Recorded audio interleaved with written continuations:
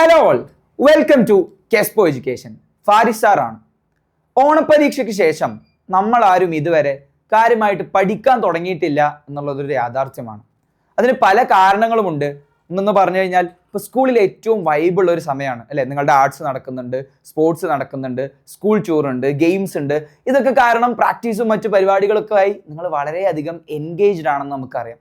പക്ഷെ ഇതിലൊരു പ്രധാന പ്രശ്നം, നമ്മുടെ സിലബസിലെ തന്നെ ഏറ്റവും ഡീപ്പായി നന്നായി പഠിക്കേണ്ട ചാപ്റ്റേഴ്സ് വരുന്നതും ഈ ഒരു ടൈമിൽ തന്നെയാണ്. മുൻ വർഷങ്ങളിലെ പോലെ എല്ലാം ലാസ്റ്റിലേക്ക് വെക്കാം എന്ന് പറഞ്ഞു കഴിഞ്ഞാൽ നമുക്ക് നല്ലൊരു മാർക്ക് സ്കോർ ചെയ്യാൻ വേണ്ടി പറ്റുകയില്ല. അതിനുള്ള കാരണം ഇപ്പോൾ ക്വസ്റ്റ്യൻ പേപ്പറിൻ്റെ സ്ട്രക്ചർ മാറി, പുതിയ ടെക്സ്റ്റ് ബുക്കാണ്, ഒരുപാട് കാര്യങ്ങൾ നമുക്ക് പഠിക്കാനുണ്ട്. അതുകൊണ്ട് തന്നെ ഇനി ക്രിസ്മസ് എക്സാമിന് വളരെ കുറച്ച് ദിവസങ്ങൾ മാത്രമേ ഉള്ളൂ. സീരിയസ് ആയി ഒരു ടൈം ടേബിൾ ഇല്ലാതെ പഠിച്ചു തുടങ്ങിയിട്ടില്ല എന്നുണ്ടെങ്കിൽ ഫുൾ A+ എന്നുള്ള നമ്മുടെ സ്വപ്നം അത് പലപ്പോഴും നമുക്ക് നഷ്ടമാകുന്ന ഒരു സാഹചര്യം ഉണ്ടാവും. അതുകൊണ്ട് എൻ്റെ മക്കളോട് എനിക്ക് പറയാനുള്ളത്, നമുക്ക് ഇന്ന് തൊട്ട് കൃത്യമായിട്ടുള്ള ഒരു സ്കെഡ്യൂൾ പഠനത്തിൻ്റെ കാര്യത്തിൽ ഉണ്ടായിരിക്കണം. ഇപ്പോൾ കെസ്പോ നിങ്ങൾക്കായിട്ട് എങ്ങനെ നിങ്ങളുടെ ഒരു ദിവസം പ്ലാൻ ചെയ്യാം, കൃത്യമായിട്ട് എങ്ങനെ പഠിക്കാനിരിക്കാം. പ്ലാനിങ് ഇല്ലാതെ ഒരു കാര്യവും നമുക്ക് സക്സസ് ആക്കാൻ വേണ്ടി പറ്റുകയില്ല. ഒരു സ്റ്റുഡൻ്റ് എന്നുള്ള രീതിയിൽ നമ്മുടെ ഡെയിലി ലൈഫ് കൃത്യമായിട്ട് നമുക്ക് പ്ലാൻ ചെയ്യാൻ വേണ്ടി പറ്റണം. അങ്ങനെ ഒരു പ്ലാനിങ് ഉണ്ടായാൽ മാത്രമേ നമ്മൾ ഉദ്ദേശിക്കുന്ന ഫുൾ A+ എന്നുള്ള നമ്മുടെ ആ ഒരു സ്വപ്നം യാഥാർത്ഥ്യമാവുകയുള്ളൂ. അപ്പോൾ നമുക്ക് നോക്കാം ഒരു ദിവസം എങ്ങനെ പ്രൊഡക്റ്റീവായി യൂസ് ചെയ്യണം, എത്രത്തോളം നല്ല രീതിയിൽ പഠിച്ചാലാണ് ഇനി ഒരു ടോപ്പ് മാർക്കിലേക്ക് നമുക്ക് എത്താൻ സാധിക്കുക എന്നുള്ളത്. പ്രമുഖ അമേരിക്കൻ ഓഥർ ആയിട്ടുള്ള ബെഞ്ചമിൻ ഫ്രാങ്ക്ലിൻ പറഞ്ഞിട്ടുള്ള ഒരു കോട്ട് ഉണ്ട്. If you fail to plan, you are planning to fail. നിങ്ങൾക്ക് കൃത്യമായിട്ടുള്ള ഒരു പ്ലാൻ ഇല്ല എന്നുണ്ടെങ്കിൽ നിങ്ങൾ പ്ലാൻ ചെയ്യുന്നത് എന്തിനു വേണ്ടിയിട്ടാണ്? തോൽക്കാൻ വേണ്ടിയിട്ടാണ്. അപ്പോൾ തോൽക്കുക എന്നുള്ളത് നമ്മുടെ ഗോളിലുള്ള ഒരു കാര്യമല്ല, നമുക്ക് വിജയിക്കണം. അതുകൊണ്ട് തന്നെ 10ാം ക്ലാസ്സിലും 9ലും 8ലും ഒക്കെ പഠിക്കുന്ന നിങ്ങളുടെ ഒരു ഡെയിലി സ്കെഡ്യൂൾ എങ്ങനെയായിരിക്കണം എന്നുള്ളതാണ് ഇന്ന് നമ്മൾ ചെറിയ ഒരു പ്ലാനിലൂടെ പറയാൻ പോകുന്നത്. ഒരു 5 മണിയാവുമ്പോഴേക്കും നിർബന്ധമായിട്ടും നമുക്ക് എഴുന്നേൽക്കാൻ പറ്റണം. ചിലപ്പോൾ 4:30 എഴുന്നേൽക്കുന്ന ആളുകളുണ്ടാവാം, വളരെ നല്ല കാര്യം. പക്ഷേ 5 മണിക്ക് കൃത്യമായിട്ട് നമുക്ക് എഴുന്നേൽക്കണം. പിന്നെയുള്ളൊരു 15 മിനിറ്റ് എന്ന് പറയുന്നത് നമുക്ക് ഫ്രഷ് അപ്പ് ആവാനുള്ള സമയമാണ്. നമുക്ക് നമ്മുടെ പ്രേയേഴ്സും കാര്യങ്ങളും ഒക്കെ ചെയ്യാം. നമ്മുടെ ഡെയിലി റൊട്ടീൻ, മോർണിംഗ് റൊട്ടീൻ കാര്യങ്ങളൊക്കെ ചെയ്ത് ഫ്രഷ് ആയി വരിക. എന്നിട്ടോ ഒരു 5:15 മുതൽ 6:45 വരെ ഒരു 1.5 hours ഫോക്കസ്ഡ് ആയി ഫോണൊന്നും ഇല്ലാതെ പഠിക്കാൻ നമുക്ക് പറ്റണം. അത് വെറുതെ നമ്മുടെ പ്രൊജക്ട് വർക്കുകളോ വെറുതെ എഴുതി സമയം കളയുക എന്നുള്ളതല്ല, വളരെ ഫോക്കസ്ഡ് ആയിക്കൊണ്ട് നമുക്ക് ആ സമയത്ത് പഠിക്കാൻ കഴിയണം. ആ സമയത്തിന് ഒരുപാട് നല്ല പ്രത്യേകതകൾ ഉണ്ട് എന്നുള്ളതാണ്. ആ സമയത്ത് നമ്മൾ പഠിക്കുമ്പോൾ നമുക്ക് ഒന്നുകൂടെയും ഫോക്കസ് കൂടും, അറ്റൻഷൻ കൂടും. കാരണം പൊതുവേ ആ ടൈമിൽ ഡിസ്ട്രാക്ഷൻസ് കുറവാണ്. വേറെയുള്ള നോയ്സ് ഇല്ല, സൗണ്ടുകളില്ല. നിങ്ങളുടെ വീട്ടിൽ ചെറിയ അനിയനും അനിയത്തും ഒക്കെ ഉണ്ടെങ്കിൽ അവർ ഉറങ്ങുകയായിരിക്കും. അതുകൊണ്ട് 1.5 മണിക്കൂർ നമ്മുടെ എഫക്റ്റീവായിട്ടുള്ള ഒരു പഠന സമയമായി മാറണം. ഇനിയോ 7:30 മുതൽ 9:30 വരെ അത് നിങ്ങൾ നമ്മുടെ ഇൻസ്റ്റിറ്റ്യൂട്ടിൽ വരുന്ന സമയമാണ്. എല്ലാ ടീച്ചേഴ്സും ഇവിടെ എല്ലാ ഹെൽപ്പിനും നിങ്ങൾക്ക് അവൈലബിൾ ആണ്. അപ്പോൾ അതുകൊണ്ട് തന്നെ രാവിലെ കുളിച്ച് ഫ്രഷായി എനർജറ്റിക് ആയിട്ട് നിങ്ങൾ ക്ലാസ്സിൽ ഇരിക്കുക. ക്ലാസ്സിലുള്ള ഡൗട്ട്സ് ഒക്കെ ചോദിച്ച് ക്ലിയർ ചെയ്യുക, PYQകൾ വർക്കൗട്ട് ചെയ്യുക. ഇങ്ങനെ നമ്മുടെ സമയത്തെ കൃത്യമായി സ്കെഡ്യൂൾ ചെയ്യാൻ പറ്റിയാൽ മാത്രമേ നമ്മൾ ആഗ്രഹിക്കുന്ന ഒരു വിജയം നമുക്ക് ലഭിക്കുകയുള്ളൂ. ഇനിയോ 10 മണി മുതൽ ഏകദേശം 3:45 വരെ ഒരു ദിവസത്തിൻ്റെ മെജോറിറ്റി നിങ്ങൾ ചെലവഴിക്കുന്നത് സ്കൂളിലാണ്.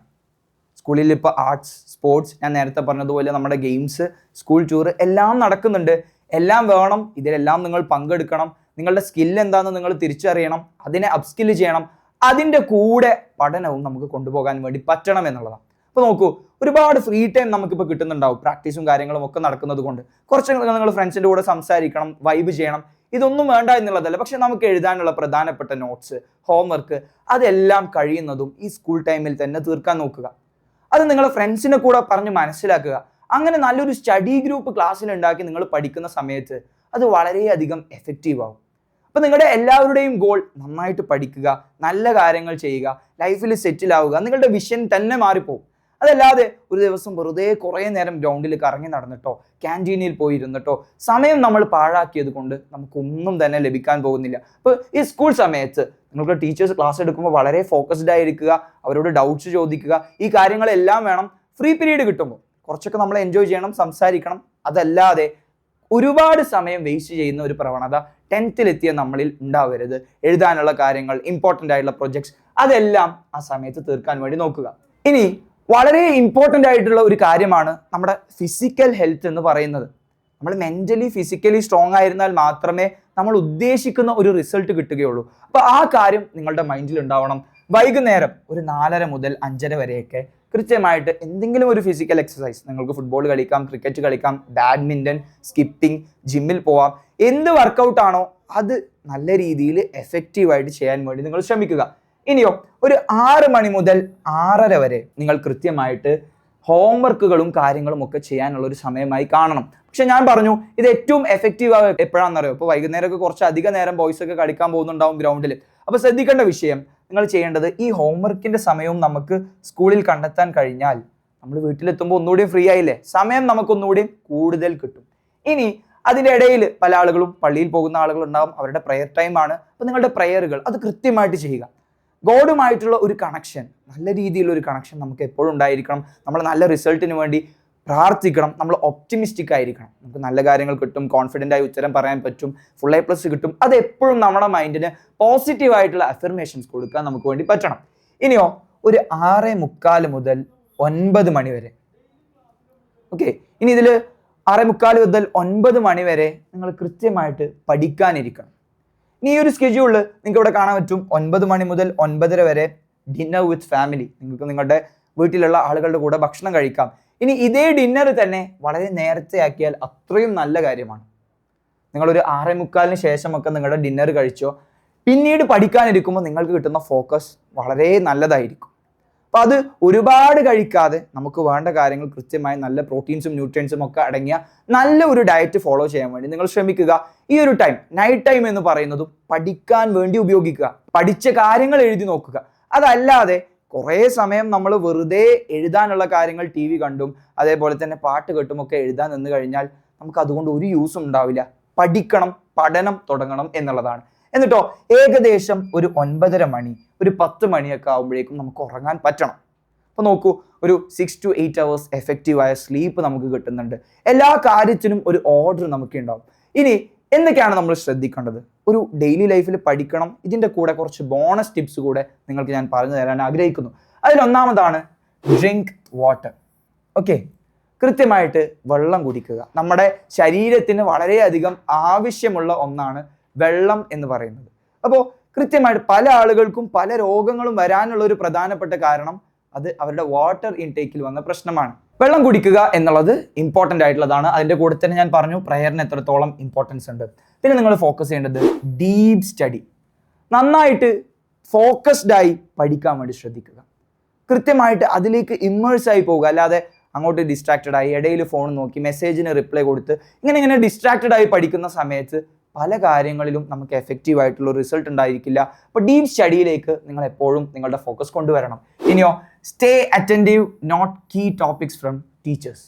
പല ആളുകളും ഉണ്ട് അല്ലേ, ടീച്ചേഴ്സ് തന്നെ നോട്ട് തരണം, അത് കഴിഞ്ഞിട്ട് നോട്ട് മതി. അല്ല, ഒരു ടീച്ചർ ക്ലാസ് എടുക്കുമ്പോൾ ഇമ്പോർട്ടൻ്റ് ആയിട്ടുള്ള നല്ല പോയിന്റ് പറഞ്ഞാൽ അത് നിങ്ങളുടെ ടെക്സ്റ്റിന്റെ സൈഡിലോ നിങ്ങളുടെ നോട്ടിലോ അപ്പോൾ തന്നെ മാർക്ക് ചെയ്യാൻ വേണ്ടി നിങ്ങൾ ശ്രദ്ധിക്കുക. അങ്ങനെ നോട്ട് ചെയ്യാൻ വേണ്ടി നിങ്ങൾ ശ്രമിക്കുക. ഇനിയോ കൃത്യമായിട്ടുള്ള ബ്രേക്കുകൾ എടുക്കണം. ഓക്കെ, പൊമഡോറോ മെത്തേഡ് എന്ന് പറയും. ഓരോ 25 മിനിറ്റ് കൃത്യമായി പഠിച്ചതിന് ശേഷം നിങ്ങൾക്ക് വേണമെങ്കിൽ 5 മിനിറ്റ് ബ്രേക്ക് എടുക്കാം. അതല്ലെങ്കിൽ ഒരു 50 മിനിറ്റ് പഠിച്ചതിന് ശേഷം 10 മിനിറ്റ് ബ്രേക്ക് എടുക്കാം. പക്ഷേ ഈ ബ്രേക്ക് എന്ന് പറയുന്നത് ജസ്റ്റ് ഒന്ന് പുറത്തേക്ക് ഇറങ്ങാൻ, ഒന്ന് സ്ട്രെച്ച് ചെയ്യാൻ, റിലാക്സ് ചെയ്യാൻ വേണ്ടി ആവണം. ഫോൺ നോക്കാം, പക്ഷേ ആ 10 മിനിറ്റിൽ അത് നിൽക്കണം. അതല്ലാതെ നമ്മൾ റീൽസിലോ ഷോർട്സിലോ നമ്മുടെ സമയം പോയി പിന്നീടുള്ള മണിക്കൂർ മുഴുവൻ ഫോണിൽ പോയി കഴിഞ്ഞാൽ അതും നമ്മുടെ ഫുൾ A+ എന്നുള്ള സ്വപ്നത്തിന് ഒരു തടസ്സമാണ്. ഇനിയോ 30 മിനിറ്റ്സ് റീചാർജ്. ഇതാണ് ഇപ്പം ഞാൻ ഈ പറഞ്ഞ മെത്തേഡ്. അതായത് കൃത്യമായിട്ട് നമുക്കൊരു ബ്രേക്ക് എടുത്ത് നമ്മുടെ ബ്രെയിനിന് ഒരു എനർജി കൊടുക്കാൻ വേണ്ടി പറ്റണം. Keep your homework notebook neat and organised. നമ്മുടെ പുസ്തകങ്ങളൊക്കെ വൃത്തിയുള്ള പുസ്തകങ്ങളായിരിക്കണം. പല ആളുകളെയും ശ്രദ്ധിച്ചിട്ടുണ്ട്, ഗാന്ധിജിക്കും ജവഹർലാൽ നെഹ്റുവിനും മീശയും താടിയും കണ്ണാടിയും എല്ലാം വരച്ചു കൊടുത്തിട്ടുണ്ടാവും. അതൊക്കെ കാണുമ്പോൾ തന്നെ അതൊരു അൺപ്രൊഫഷണൽ സംഗതിയാണ്. നമ്മൾ ആ പുസ്തകത്തെ ട്രീറ്റ് ചെയ്യുന്നത് ഡിസ്റെസ്പെക്റ്റോട് കൂടെയാണ്. അപ്പോൾ ആ കാര്യങ്ങളൊക്കെ നിങ്ങൾ ശ്രദ്ധിക്കുക. നമ്മുടെ പുസ്തകം, നമ്മുടെ നോട്ട്ബുക്കൊക്കെ വളരെ വൃത്തിയിൽ ഓർഗനൈസ്ഡ് ആയിരിക്കണം എന്നുള്ളതാണ്. ഇനി focus on important subject wise study, practice test. നമ്മൾ പലരും ചിലപ്പോൾ നമുക്ക് സോഷ്യൽ നന്നായി അറിയുന്നുണ്ടാവും, അല്ലെങ്കിൽ ഹിന്ദി, മലയാളം, അറബിക് ഇതൊക്കെ നമ്മുടെ കീ സബ്ജക്റ്റ് ആയിരിക്കും. ചിലപ്പോൾ ഫിസിക്സിലായിരിക്കാം നിങ്ങൾ ഭയങ്കര സ്കോർ വാങ്ങിയിരിക്കുന്നത്, പക്ഷേ കെമിസ്ട്രി അല്ലെങ്കിൽ മാത്സ് ഡൗൺ ആയിരിക്കാം. ചില ആളുകൾക്ക് മാത്സിൽ നല്ല മാർക്ക് ഉണ്ടാവും, ബാക്കി എല്ലാത്തിലും ഡൗൺ ആയിരിക്കും. അപ്പോൾ ഏതാണ് നമ്മുടെ ടോപ്പ് സബ്ജക്റ്റ്, ഏതിലാണ് നമ്മൾ ബ്രില്യൻ്റ് ആയിരിക്കുന്നത് എന്നുള്ളതും ഏതിലാണ് നമ്മൾ ഭയങ്കര ഡൗൺ ആയിരിക്കുന്നത് എന്നുള്ളതും നമുക്കറിയണം. എന്നിട്ടോ അത് സബ്ജക്റ്റ് വൈസ് ആക്കി തിരിച്ച് ഇമ്പോർട്ടൻസ് കൊടുത്ത് നമുക്ക് പഠിക്കാൻ വേണ്ടി പറ്റണം. ഇത് മാത്രം പോരാ. പല ആളുകളും നന്നായി ആൻസർ ചെയ്യും, പഠിക്കും, പക്ഷെ എക്സാം കയറുമ്പോൾ മാർക്കില്ല. എന്തുകൊണ്ടാണ്? പ്രാക്ടീസ് ടെസ്റ്റുകളുടെ കുറവാണ്.